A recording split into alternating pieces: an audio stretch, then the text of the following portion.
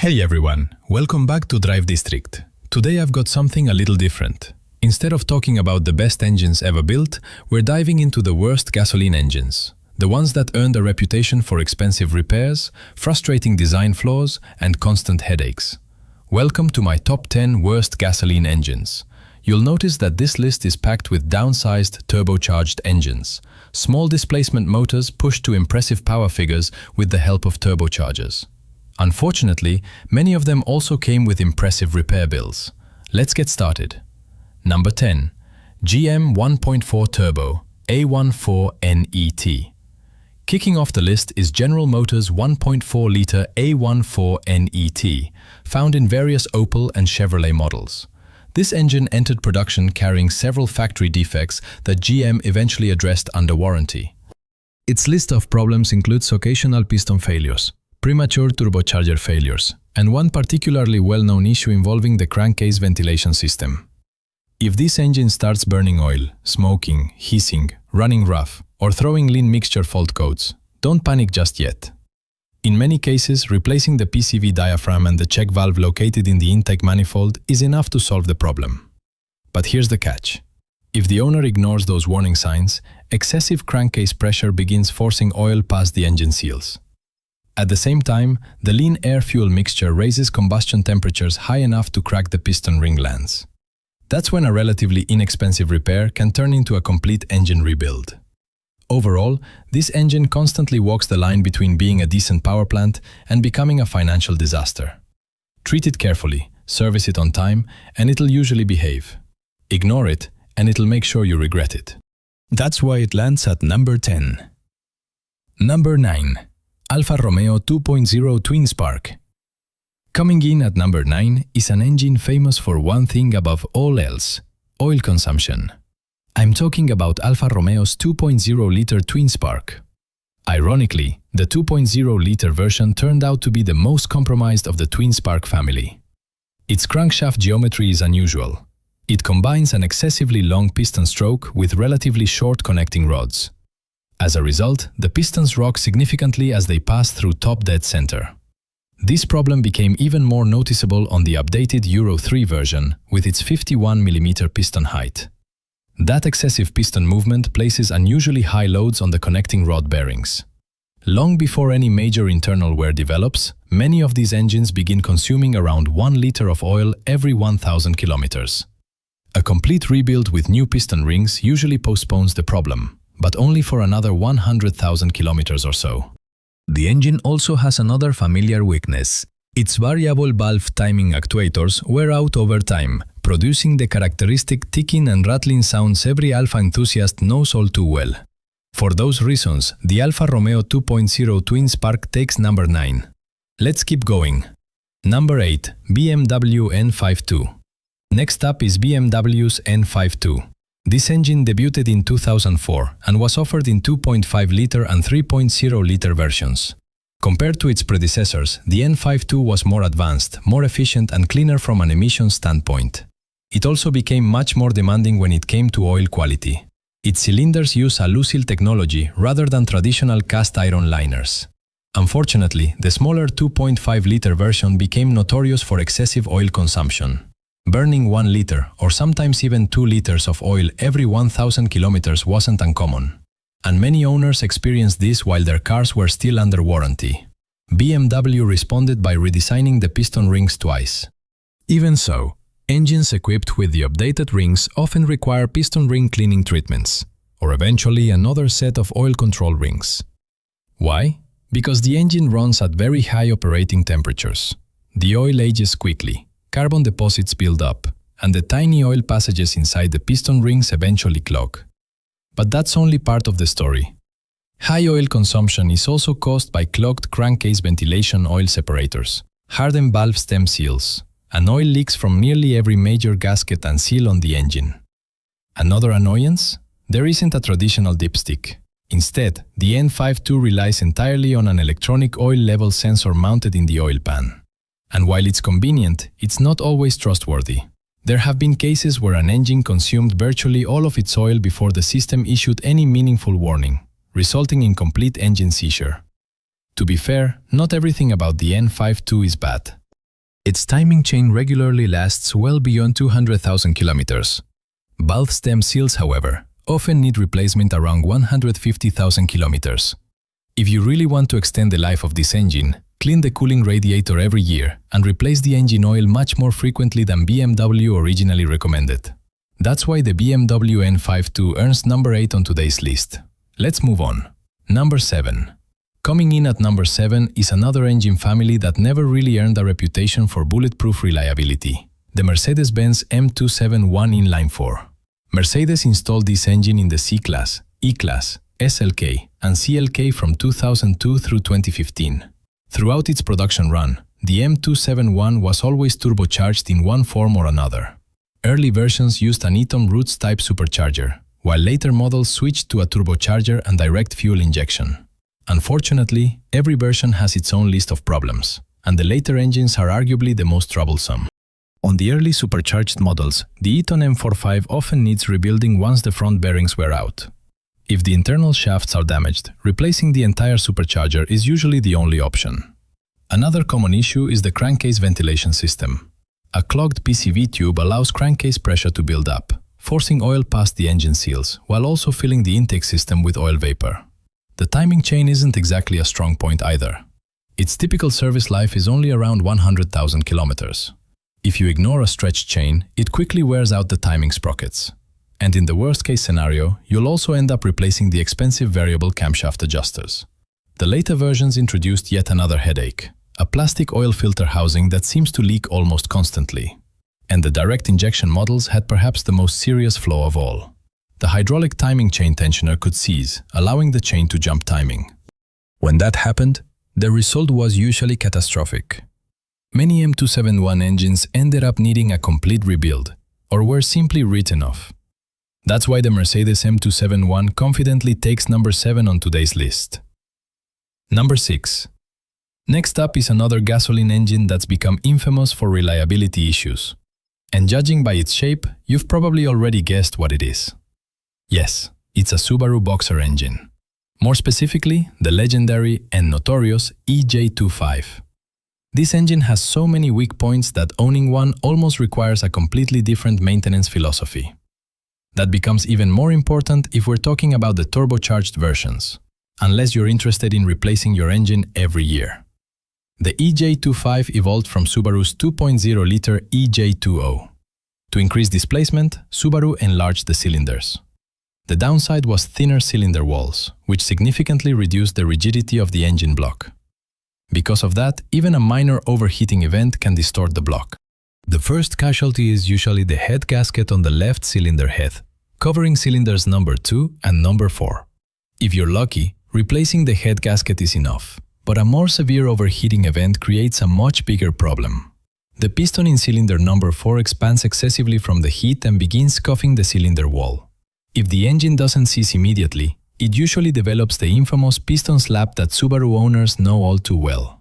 These engines are especially prone to overheating in hot weather, while sitting in traffic, after aggressive driving, or simply because the cooling radiators have become clogged with dirt. Interestingly, Subaru reinforced the higher performance versions by adding extra support bridges around the open deck cooling jacket to improve block strength. Turbocharged EJ25 engines have another expensive habit. They're notorious for spinning rod bearings when the oil overheats, when poor quality oil is used, or when the oil level drops too low. If you want an EJ25 to live a long life and avoid that dreaded engine knock, the recipe is simple. Use high-quality engine oil. Always keep the oil level near the max mark. Never cut corners on maintenance. Treat the engine properly and it'll reward you. Ignore those rules and it can become one of the most expensive Subaru engines you'll ever own. That's number 6. Let's move on. Number 5. Audi has built some outstanding engines, but it has also produced several that are notorious for catastrophic cylinder scoring. And we're not talking about just one engine. The problem affected a whole lineup, from the 2.4-liter BDW V6 with port injection all the way up to the V8 and V10 engines. If your Audi V engine starts making a loud metallic knocking noise during a cold start, it's time for a borescope inspection. Chances are you'll find deep scoring on the cylinder walls. These cylinders are machined directly into an aluminum silicon engine block. Audi acknowledged the problem, replaced many engines under warranty, and even introduced a revised cylinder honing process. Unfortunately, the cylinder surface still remained vulnerable. Poor quality fuel, or anything that weakens the oil film, can quickly lead to scoring. As a result, countless of these engines have ended up being sleeved during a complete rebuild. There's another weak point as well. On these engines, the hydraulic timing chain tensioners actually wear out before the timing chains themselves. Once a tensioner starts sticking, the timing chain begins rattling, and the only proper repair is replacing the entire timing chain assembly, usually somewhere between 150,000 and 200,000 kilometers. Direct injection fuel injectors also deserve close attention. They should be professionally tested roughly every 40,000 kilometers. A leaking injector can wash oil off the cylinder wall, leading directly to cylinder scoring. That opens our top 5. Let's keep going. Number 4. In 2002, Toyota introduced a new family of V6 gasoline engines ranging from 2.5 to 4.0 liters. These engines powered dozens of Toyota and Lexus models, including many hybrid vehicles. Some versions use direct injection, while others combine direct and port fuel injection. Ironically, the direct injection system itself isn't the biggest problem. The real trouble is the infamous fifth cylinder. On engines ranging from 2.5 to 3.5 liters, regardless of the fuel injection system, the fifth cylinder has developed a long history of losing compression due to excessive wear of the intake valves and valve seats. Toyota eventually discovered the cause. The original air filter housing allowed tiny particles of dust and sand to pass through, creating abrasive wear that primarily affected the fifth cylinder. The company redesigned the airbox and replaced many damaged engines under warranty. The 3.5-liter 2GR had another issue altogether. Because the fifth cylinder didn't receive enough cooling, piston ring lands could crack, compression rings could fail, and in severe cases the piston itself could burn through, usually taking the cylinder wall with it. On top of that, every cylinder in the 2GR is vulnerable to scoring caused by ceramic dust from a failing catalytic converter. Many pre-2010 3.5-liter engines also suffered from a rubber oil supply hose feeding the VVT system. When that hose burst, the engine could dump nearly all of its oil in minutes. And as if that weren't enough, the VVT cam gears themselves were also known to fail on many of these engines. The 4.0-liter 1GR is generally more reliable, but even it has one notable weakness. A minor overheating event can cause the head gasket to fail around cylinders 5 and 6. That earns Toyota's V6 family number 4 in today's anti-ranking. Let's move on. Now we're down to the top 3 worst gasoline engines ever made. These are some of the most infamous engines in the automotive world. Number 3. Taking third place are the legendary downsized turbocharged engines. At the very end of 2005, the Volkswagen Group introduced the 1.4 TSI A111 engine family. The very first versions featured an unusual twin charging setup, combining a KKK turbocharger with an Eaton supercharger. In 2007, Volkswagen simplified the design by switching to versions powered solely by a Mitsubishi turbocharger. The biggest headache was the timing chain. Many owners found themselves replacing it after just 50,000 kilometers, while others experienced timing chain jumps simply from parking the car on an incline while leaving it in gear. The turbocharger wasn't perfect either. Even when it survived, most engines eventually needed a repair kit for the wastegate mechanism. These engines also consume oil, not always in catastrophic amounts, but enough to become an ongoing annoyance. Another unavoidable issue is carbon buildup on the intake valves. Sooner or later, those deposits cause misfires, and the only real solution is to remove the intake manifold and clean the valves. That earns the EA111 1.4 TSI family number 3. Number 2. Second place goes to what many mechanics still call their favorite customer, the engine jointly developed by BMW and the PSA Group. Depending on the badge, it's known as the EP6 in Peugeot and Citroën models, or the N12/N13 in BMW and Mini vehicles. From 2005 to 2010, this engine became a nightmare for owners and a reliable source of income for repair shops. A large share of its problems came from the ridiculously long oil change intervals recommended by the manufacturers. Because this engine operates at very high temperatures, the oil degrades quickly, turning into thick black sludge.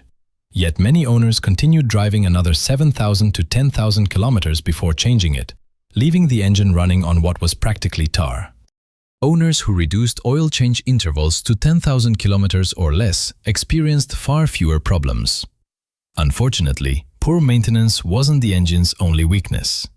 Whether naturally aspirated or turbocharged, this 1.6-liter engine has plenty of built-in flaws. The Valvetronic system is one of its biggest weak points. The timing chain rarely lasts beyond 100,000 kilometers, its plastic guides are known to crack, and the early chain tensioner bolt, used before 2010, was essentially a ticking time bomb. Even a mild overheating event can dump several liters of coolant straight into the oil pan. Eventually, nearly every one of these engines begins burning oil and requires replacement valve stem seals. And in the worst cases, the valve seats shift inside the cylinder head. Once that happens, the valves stick open, the pistons hit them, and the engine usually destroys itself in spectacular fashion. So why isn't the EP6, also known as the BMW N12, sitting in first place?